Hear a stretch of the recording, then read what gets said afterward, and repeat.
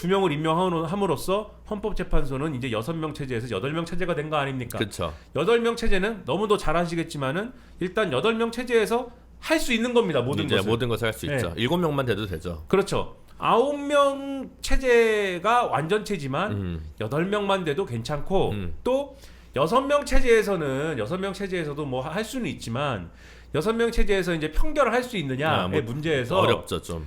그게 안 된다라고 주장하는 그 내부 논리 중에 하나가 자 저는 그것도 맞는 얘기다 사실은 그게 좀 나름대로의 논리가 있다.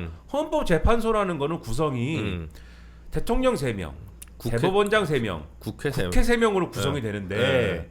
이게 뭐 한 명씩 이빨이 빠져 있으면 좀 모르겠는데 국회 3명이 통으로 비어 있는 상황에서 대통령 3명 그다음에 이제 대법원장 추천 3명으로만 편결을 하는 게 이게 그 안 맞지 않느냐. 입법 취지 안 맞죠. 그렇죠. 헌법재판소의 구성상 이것은 문제가 있지 않느냐, 정당성이 떨어지지 않느냐 이렇게 말한다면 그것 좀 말이 되는 것 같다 이런 생각이 들거든요. 네. 그리고 법에도 7명이어야 된다고 그렇죠. 적혀 있어요. 네. 다만 그것을 지난번에 이진숙이라는 사람이 이제 가처분을 내면서 심리... 6명으로 심리를 가능하게 한 네, 부분이 있어서 그렇죠. 네. 그렇다면 네. 9명 중에 6명 찬성으로 이제 이게 가능한 쪽으로 아무래도 헌정 수호를 위해서는 그러한 방향으로 해석이 필요한 거 아니냐 이제 이거를 머리 싸매고 이제 하던 부분이 그렇죠. 있는 거죠. 그리고 보도가 났지만 헌재 안에서 야 6대 빵인 건 그러니까요. 어차피 6대 빵인데 할까? 이랬더니 한 명이 근데 그게 정형식은 아니라고 합니다. 네. 그래서 이건 아니지라고 한 거고 저는 그게 맞다고 봐요. 그러니까요. 지금 말씀드린 대로 그게 논리가 없는 이게 안 되는 논리는 아닌 것 같다. 네. 근데 어쨌든 2명을 충원을 해주면 국회 2명을 충원을 해주면 어쨌든 한 명이 비긴 하지만 그럴 수 있는 거지 않습니까? 그렇죠. 살다 보면. 그럼요. 그래서 요 8명은 어쨌든 채워진 것이고 그 8명이 일단 대통령 추천 2명이 비기 전까지는 다시 6명 체제가 되기 전까지는 어쨌든 빠른 속도로 우리가 심리를 합시다 라는 내부의 어떤 그 동력도 확보가 되는 것이고 생긴 거죠. 네. 그리고 뭐 제가 볼 때는 4월까지 갈 것도 아닙니다. 이거는 제가 뭐 그냥 이 법적인 지식이 없는 사람 입장에서 보면은 2월 달에 그냥 끝나는 거예요. 이거는 제 생각에는 뭐 순전히 제 생각입니다. 네. 어차피 뭐 우수 변호사 생각은 스케줄이 좀 달라요. 우수 변호사 이게 왜 제가 계속 그 얘기를 했는데 우리가 지금 수사가 진행이 될수록 전체 넓어졌잖아요. 심리할 게 많아졌어요. 근데 다시 공수처가 영장을 갑자기 쳤습니다. 그죠? 그거는 왜 그러냐? 검찰이 김용현 거 할 때 보도자료를 냈어요. 네, 구속영장 칠 때 보니까 막 벤치가 나오고 뭐 별게 다 나왔잖아요. 탄탄하게 한 거예요. 뭐 물론 그래서 검사들이 일 잘했다. 그러니까 처음에는 피의자 신문 조서나 이런 걸 안 넘겨주고 자 권한만 가져가 이랬는데 그러니까 결국 그랬던 것 같아요. 이 선우는 정확히 모르지만 우리 김용현 구속영장 치고 그 다음에 이제 자료 줄게 이렇게 자료 보니까 다 돼 있네. 그러니까 이거 있는 것만 정리해가지고 그냥 이름 몇 개 바꿔서 주어수로 바꾸면 체포영장 청구서 정도는 충분히 나오겠는데? 라고 하니까 저는 체포영장이 이제 바로 나왔다고 생각을 하고 그래서 잘 모르겠어요. 지금 의외로 수사가 탄탄하게 돼서 다 자료가 넘어오면 그러니까 김용현 공소장에 사실 빈 공간이 남아 있는 거잖아요. 근데 퍼즐 맞춰보시면 알겠지만 퍼즐이 1개나 2개 남아있으면 그 남아있는 퍼즐을 어떻게 맞추는지는 사실은 우리가 안 봐도 그냥 나오거든요. 그쵸, 그거죠 지금. 그것만 남은 거죠. 그것만 남았는데 그래도 마지막 맞추려면 이제 조금 시간이 걸리는 게 있고 그리고 저는 그 지금 예를 들면 사람마다 그건 입장이 다르던데 한덕수 총리 건까지 한꺼번에 할 거 같거든요. 예. 그래서 그 부분이 조금 쟁점이 될 수도 있지 않나. 그러니까 윤석열 대통령 것만 할 거냐 아니면 나머지를 다 같이 할 거냐. 근데 그렇게 돼서 이거 욕 먹고도 할 얘기는 해야지. 이거 안 먹어요. 네. 그 이제 예를 들면 8대 0이다 치면 저는 그 중간에 또 나머지 한 명도 결국은 최상목 권한대행 임명할 거라고 봅니다만 그거는 특검법과 바터용이라고 생각을 해요. 근데 어쨌든 8대 0이라고 칩시다. 그러면 윤석열은 8대 0입니다. 8대 0이든 9대 0이든 그건 다 아는. 한덕수는 모르겠어요. 한덕수는 좀 다를 수 있어요. 그러면 그 소수 의견 쓰는 것 때문에 그래서 뭐 이런 거죠. 그러니까 한덕수 권한 대행이 헌법재판관 임명을 안 한 것은 탄핵 사유가 맞습니다. 사유는 돼. 근데 탄핵이냐? 그 소추의 사유는 되는데. 소추의 사유는 되는데 그렇죠. 하루 안 한 거잖아. 야, 뭐 한 달 안 한 것도 아니고, 야, 하루 안 하고 그냥 한 좀 2분 안 한 거 아니야? 라고 예를 들면 정영식 재판관 같은 사람이 얘기할 수 있다는 거죠. 그 이게 뭐 대세에 큰 지장도 아니고 막 엄청 한 거니까 그게 탄핵될지 안 될지 그래도 탄핵될 가능성이 좀 더 높겠지만 그래도 이게 예를 들면 뭐 6대 2라든가 뭐 5대 3이라든가 그럴 가능성을 배제할 수는 없다. 그러면 갑자기 알비백이 진짜 돼가지고 갑자기 대통령은 파면되고 대선은 2달 남았는데 한덕수가 다시 총리가 되는.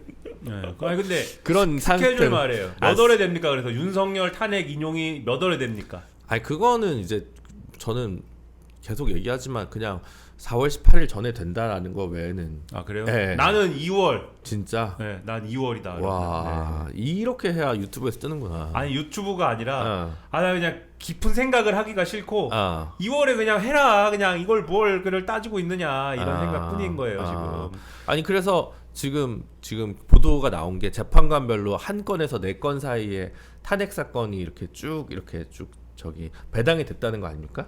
그러면 이제 조금 고민을 해볼 것 같아요. 문영배 거기도 권한대행인가 지금 헌법재판소 소장 권한대행일 거야. 뭐 그런 것 같아요. 네. 지금 엉망이야. 그러니까 어쨌든 저기가 이거 한꺼번에 다 치고 나갈까? 이런 생각을 할 수도 있을 것 같거든요. 지금 뭐가 급한 건지 잘 모르겠어요. 근데 제일 급한 건 어쨌든 윤석열 탄핵인 것 같고, 근데 말씀하신 대로 윤석열 탄핵을 인용을 했을 때의 이제 권한대행 체제는 뭐냐에 대한 답은 또 있어야 될 것 같기도 해요. 지금 들어보니까 그것을 고려하면은 뭐 한덕수를 먼저 하거나 같이 할 수도 있을 것 같고 그런 부분이 있을 것 같네요. 근데 어쨌든 2월에 빨리 해라. 그 얘기 있잖아요. 그러니까 그 박근혜 대통령 때는 반론 전략이 엉망이었잖아. 변호사가 보기에는 뭐 말도 안 되는 얘기를 했어요. 지금은 말이 됩니까 그러면? 아니 그게 아니라 지금도 말도 안 되죠. 지금도 말도 안 되는데 지금도 말도 안. 분노를 주체하지 못해가지고 그치. 지금도 말도 안 되는. 좀 이따 얘기할 건데 이 변호사라는 사람들이 지금 그러니까 그쪽에 변호사라는 사람들이 지금 이제 거기는 말도 안 되는 얘기를 하고 있어. 그냥 그거 나중에 같이 얘기해요. 같이 분노하고 그 사람 그렇게 안 봤는데 말이야. 하여튼 거기는 그렇게 보고 그러니까 뭐냐면. 이게 증거랑 막 이런 걸 하나하나 따지면 늦추는 전략은 가능하거든. 늦추는 전략은. 그래서 근데 오히려 말도 안 되는 주장 해가지고 뭐 오히려 빨리 날 수 있었다 이거지. 말하자면 박근혜 대통령 탄핵 때는. 그 막 태극기를 두르고 막 거기 가고 이러니까. 그러니까 이제 헛소리 하니까 오히려 이제 쉬웠던 거고 이걸 진짜 각 잡고 늦추는 방식을 막 이렇게 하면. 근데 그럼에도 불구하고 문영배 이미선 나가기 전에 난 정리할 거다. 이렇게 저는 보지만 그래서 이제 열심히 나쁜 의미에서 절차를 있는 모든 권위를 막 동원해가지고 생 쇼를 하면 이제 그건 뭐 그 정도는 미룰 수 있지 않냐 변호인들이 대리인단이라는 생각을 하는 거죠. 그러니까 약간의 지원 전략은 먹힌다 이렇게 보셔가지고 4월 달에 된다 이렇게 보시는 거고. 어쨌든 간에. 최대 우리 둘이 얘기할 때 최대 늦춰봐야 4월 요 체제까지는 최상목이 만들어 준 거잖아요. 그러니까 그런 효과까지는 그런 정도의 이 불확실성을 그 정도 줄여준 것까지는 그것까지는 공이 있다. 그렇게 이제 생각은 돼요 정서상. 그래서 그런 것까지는 정서상은 아니지 이제 머리상 그런 거지. 내 마음에서는 그런 건데 마음은 분노 아니야? 다 하고 말지 왜 그랬느냐. 아니 뭐 하여튼 그런 건데 나는 마음에서는 좀 불쌍한 것도 있어. 최상목은 불쌍하다. 이 사람은 저게 뭐냐 지금 저 자리에 앉아가지고 계속 이 사람이 그 계엄 직후부터 계속 그런다는 거예요. 나 그만둘래요. 나는 여기서 나는 누구예요? 여기는 어디? 이게 난 갑자기 어제까지만 해도 나는 보수 정부의 이런 어떤 기재부 총리로서 장관으로서 부총리가 기재부 장관이었는데 하룻밤 자고 저녁 때 되니까 갑자기 지금 무슨 새로운 독재 체제를 건설하는 데 있어서 새로운 비상 입법 기구를 만드는데 돈도 내야 되고 지금 갑자기 난 혁명가가 돼가지고 이거 뭐냐 이제 비꼬는 겁니다. 5.16 혁명을 하는 그 혁명가가 돼가지고 뭐냐 지금 이게 난 이런 걸 하고 싶지 않았는데 지금도 평생 내가 무슨 대통령 권한대행을 하고 싶다고 한 적이 없는데 내가 이게 뭐냐 국무회의에서도 얘기했다는 거 아니에요. 막 사람들 욕하니까 그만둘게요 이랬다는 거 아니에요. 울면서 그만둘게요 제가 그랬다는 거 아니에요. 기자들 저기 뭐 보면 그런 글 있더라고요. 그러니까 거기도 그 유명한 서울법대 82학번이라는 거 아닙니까? 그 윤석열 후배다 이거 아닙니까? 그래서 상고가 아니 원희룡 조국 뭐 등과 동기 아니에요. 네. 김남근 그 유명한 82학번. 네. 그래가지고 거기도 그건 또 있대. 그 저기 이것 좀 하는 거예요? 아니 안 했는데 그 죄스러움 있었는데 이제 박근혜 때 꼬여가지고 이제 꼬였잖아요. 어쨌든 간에 그게 문제가 돼가지고 근데 이제 그때 그 저기 뭐라고 정과전은 안 남았죠. 어쨌든 기재부 차관으로 이제 공직을 마무리했는데 거기서 갑자기 윤이 이렇게 발탁을 해가지고 사람이 약간 변했다는 거야. 그래서 이제 이 사람이 어디를 튈지 모른다. 이제 이런 얘기들이 이제 있었던 건데. 약간 빠져나가는 그게 이제 마음 때문인지 죄책감 때문인지 뭔지 모르지만 빠져나가는 기술은 확실히 있는 것 같아요. 이 사람이 박근혜 때도 그러니까 윤석열 마음에 든 게 박근혜 때 국정농단 조사를 하는데 이 사람이 수첩에 뭘 안 적었더라는 거잖아요. 수첩에 박근혜가 말하면 다 적어야 되는데 이 사람이 마음에 안 들어갖고 안 적었다는 거예요. 이 사람이. 그래가지고 이 사람은 저기가 그런 건 있는데 문제는 이게 그러면은 이런 식으로 이제 임명할 거를 안 하고 아까 말씀드렸잖아요. 법에는 임명을 해야 되는 이 사안을 임명 안 할 수 있는 그러한 갭이 없다, 룸이 없다. 근데 그걸 이런 식으로 여야 합의가 안 돼가지고요. 제가 여야 합의가 상대적으로 된 것에 가까워 보이는 2명은 임명을 하고요. 한 명 마은혁이라는 분은 이분은 여야 합의가 덜 된 것 같았고 제가 임명을 안 했습니다. 이렇게 얘기한 전례를 남기는 것이 좋은 거냐 이게. 전례를 남기면 되는 거냐. 이거 안 되는 거거든요. 이거는. 이런 전례를 남기면 안 되죠. 좋지 않죠. 그렇기 때문에 요거는 뭐 우리의 마음과 정서와 무슨 이런 걸 떠나서 이건 절차적으로 안 된다라는 거는 남겨야 된다. 그래서 우원식 의장이 그 권한쟁의 심판을 걸지 않았습니까? 그래서 만약에 탄핵 소추를 이러한 어떤 정무적인 판단이나 이런 것 때문에 경제적인 상황을 고려했거나 뭐 이런 것 때문에 어렵다고 판단한다면 야당이 권한쟁의 심판을 봅시다로 대체하는 것도 가능하겠다. 권한쟁의 심판을 건 거에 대해서 헌법재판소가 판단을 내려주든가 아니면은 어느 또 정의로운 변호사가 지금 또 그걸 낸 게 있어요 지금. 김정환 변호사가 내고 아는 분이요 또? 저는 한 번만 인사만 했고 패친이긴 한데. 운동권 출신이에요? 그것까지는 잘 모르겠는데. 웃음이 이상한데? 진짜 몰라서 그러는 거예요. 근데 그 약간은 하셨을 수도 있는데 원래 행정법 박사 받고 로스쿨 가신 분이어가지고 그래서 탄탄하네요. 근데 낸 게 뭐예요? 낸 내용을 우리 시청자들에게 설명을. 이제 아마 지금 민변에서도 청구한다고 했는데 근데 이게 쟁점이 뭐냐면 똑같은 거야. 그걸 냈어도. 낸 내용을 설명을 해줘야지. 이거를 헌법 소원을 내는 거랑 권한쟁의 심판을 내는 게 있는데 사실은 이제는 말할 수 있다. 헌법 소원도 쉽진 않습니다. 왜냐? 이게 내용을 설명해줘야지. 헌법을 재판받을 권리를 침해받고 있다. 헌법재판관을 임명을 대통령 권한대행이 안 해버린 것에 대해서 안 하고 있으니까 내가 재판을 받을 권리를 침해받고 있다라고 하지 내는 건데 문제는 아까 얘기했던 그 이진숙 효력정지 때문에 그럼 그 결정도 못 하잖아. 할 수 있지. 심리에 착수했지만 할 수 있냐 이거야. 7명이 돼야 그 결정을 했는데 헌법소원을 내더라도 헌법소원을 결정을 못하는 수가 발생을 해버리는 거였단 말이에요. 이제 할 수 있잖아요. 이제는 할 수 있지만 그러면 두 번째는 그럼 뭐냐면 이 7명이 지금 됐어. 그러면 더 이상 침해받지 않아. 그렇잖아. 결정할 수 있으니까. 그러니까 헌법소원의 인용 가능성이 그렇게 높으냐.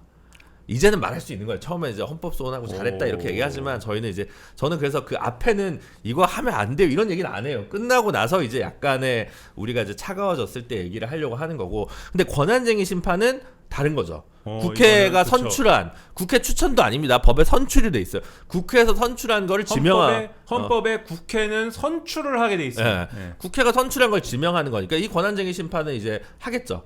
권한쟁의 심판이라는 거는 두 기관 가운데의 권한을 정리하는 싸움인데 국회의장의 주장은 국회가 선출할 권한을 갖고 있고 이 대통령 권한대행은 국회가 선출할 사람을 형식적으로 임명하는 권한을 갖고 있는 건데 국회가 선출을 완료한 사람에 대해서 대통령 권한대행 또는 대통령이 이 선출한 사람을 한 번 더 결정을 하니마니 하는 결정권을 행사하는 것은 국회의 의결권을 침해한 것이다. 그렇죠. 그러니까 이 침해한 거에 대해서 바로 잡아달라. 이렇게 지금 권한쟁의 심판을 청구한 그렇죠. 거죠. 그래서 아까 헌법소원 돌아가면 그래서 이게 인용될지 기각될지는 잘 모르겠지만 원래 냈을 때 당시에는 어차피 7명이 아니었기 때문에 결정이 날 수 없었다. 예를 들면 이게 첫 번째고, 두 번째는 이 헌법소원을 아무나 청구할 수 있었던 것이 아니라 원래 그 전에 다른 헌법소원을 낸 사람만 가능한 거야. 이 당사자가 돼야 되는 거야. 갑자기 이거 위헌이니까 하는 거 이건 안 돼요. 그런 추상적 규범 통제라 하여튼 그런 건 안 되고, 그냥 원래 내가 지금 내 건이 헌재에 걸려 있는데 내 건이 왜 지금 안 되냐, 그런 사람을 찾아가지고 이제 헌법소원을 넣어야 되는 이제 그런 문제가 있었습니다. 그렇게 해서 이제 두 개가 다 들어가고 이제 권한쟁의 심판 넣는 것은 잘한 일이라고 생각합니다. 왜냐하면 아까 헌법소원은 아까 다른 의미에서 기각 가능성이 있습니다. 너는 더 이상 재판받을 권리를 침해당하지 않았어라고 하는 거지만, 권한쟁의 심판은 국회 권한이 침해당했어라는 주장은 여전히 유효하기 때문에 헌법소원 나간 것은 혹시 기각이 되더라도 권한쟁의 심판된 부분은 인용 가능성이 훨씬 높지 않나. 근데 그것조차도 7명이 됐을 때만 가능한 거기 때문에 사실은 모든 이 키는 이 막혀 있는 건 사실 최상목 권한대행이 어쨌든 푼 거다. 그래서 오죽하면 어떤 분들은 조한창만이라도 임명해라, 이런 생각을 가지신 분도 있었던 거예요. 보수 그러니까 국민의힘이 추천한 사람만이라도 해서 7명 체제라도 만들어줘라 이렇게 되는 거고, 만약에 지금 3, 4월에 만약에 무슨 변고가 있을지 모르는 상황에서 결정을 못할 리는 없겠지만 이미선, 문영배 2명이 지금 나가잖아요. 근데 나가서 탄핵은 되겠죠. 탄핵은 되지만 그럼 또 다른 헌재 사건이 다 하나도 결정이 못 납니다. 결국 그렇기 때문에 최상목 권한대행은 진짜 헌정 질서를 생각한다면 시기의 문제는 있지만, 지금 인민노련 출신의 마은혁 후보자가 아무리 이념적 색채 논란이 있다 하더라도 이 사람을 결국은 이미선, 문영배 두 분의 임기 만료 전에 임명을 해야 된다. 그렇죠. 네. 그 아까 얘기한 헌법소원에 대해서는 헌법재판소가 그러니까 이게 재판관 임명 부작위 헌법소원이잖아요. 네. 이것을 신속 심리한다 오늘 이렇게 얘기를 하는데 뭐 결과는 장담할 수 없었지만 이 문제는 빨리 정리하고 싶은 거죠, 헌법재판소도. 근데 요거가 확실히 되려면 국회도 빨리 넣어야 될 거예요. 지금 넣는다고만 했지 아직 넣지는 않았죠. 뭐 넣은 건지 넣는다고 하는 건지 모르겠어요. 왜냐면은 이 2명 뭐 잘 모르겠어요. 그러니까 뭐 하든지 빨리 하세요. 그다음에 아까 최상목 얘기를 마무리하자면 그래서 이런 식으로 분명하게 이 헌재가 또 이제 지금 헌재가 브리핑하는 시간이니까 계속 얘기를 하는데, 재판관 공석이 여전히 해소가 안 됐기 때문에 조속하게 완성시켜달라 이렇게 얘기를 하는 걸 봐서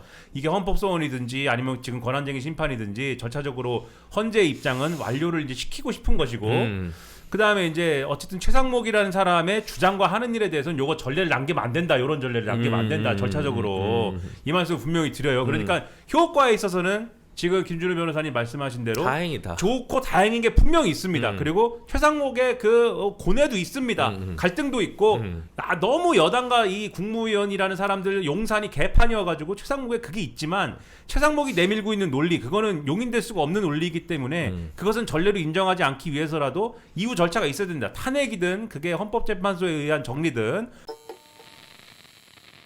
마은혁 씨에 대해서 이 시비 거는 거에 대해서 저는 우리 구 운동권 출신들 이거 용납할 수 없다. 예? 뭐요? 뭐 인민노련 출신이다? 이 사람들 정신 나갔습니까? 인민노련 출신이 마은혁 하나입니까? 예? 그 우리 한동훈 씨와 함께 다니는 신지호 씨는 인민노련 출신입니까, 아닙니까? 인민노련 출신이잖아요. 네.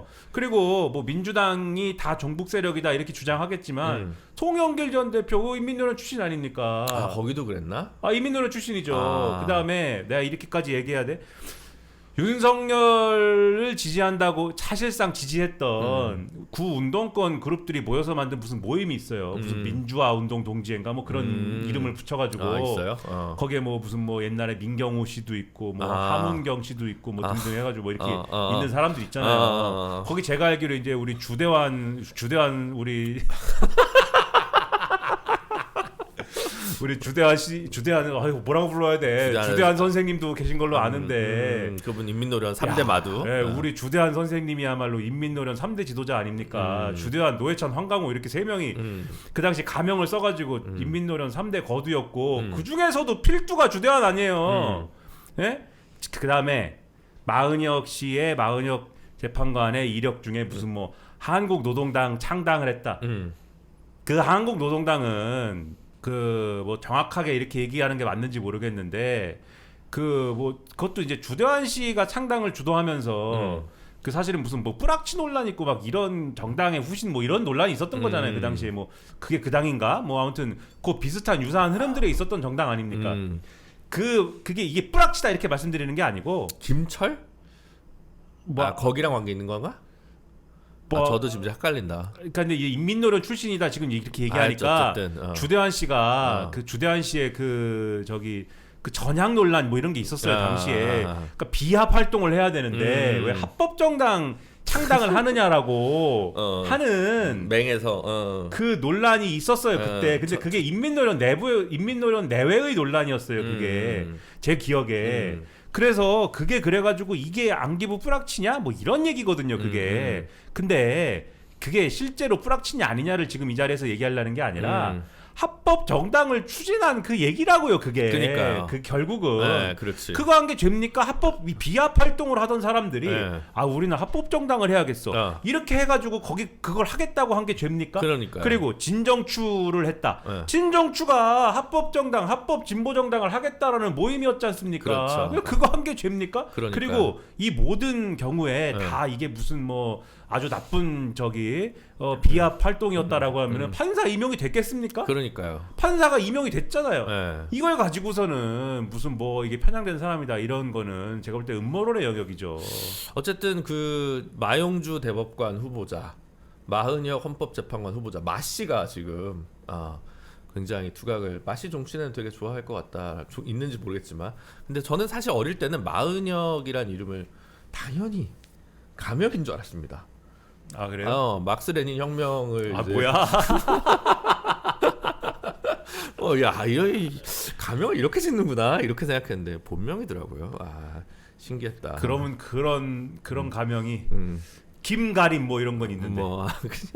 그러니까 옛날에 그런 이름들이 있는데 어쨌든 뭐 그 최상목이 마지막으로 이제 할 일이 있다면 뭐 그래요 알겠어요. 다 알겠으니까 특검이랑 약간 지렛대로 사용할 것 같아요. 마지막 한 장의 마은혁 재판관 임명 카드를. 근데 그게 뭐 좋고 넓고를 떠나서 그 3월 안에는 늦어도 3월까지는 임명을 하고 가셔야 된다. 파면 왜냐하면 이미선 문영배 다음에 대통령 추천목 헌법재판관을 권한대행이 임명하는 것은 바람직하지 않다라는 것이 중론이긴 해요.